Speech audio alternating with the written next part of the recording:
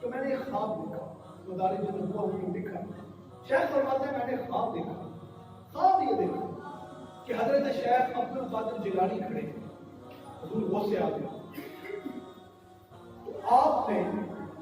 مجھے یہ کہا حضرت شیخ عبد القادر جیلانی کہ تجھے اللہ تبارک و تعالیٰ جنت عطا کرے۔ شیخ نے مجھے کہا اللہ محمد سے میری کہتے ہیں میں خواب تھی، مجھے ایسا خواب بھائی کہ حضرت شیخ عبد القادر جیلانی نے یہ بات مجھے کہی کہ اللہ تجھے جنت عطا کرے۔ آپ فرماتے جب میں خواب سے جاگا خود بڑے آگے خود بھی، آپ فرماتے جب میں خواب سے جاگا تو میں نے سوچ وچار کیا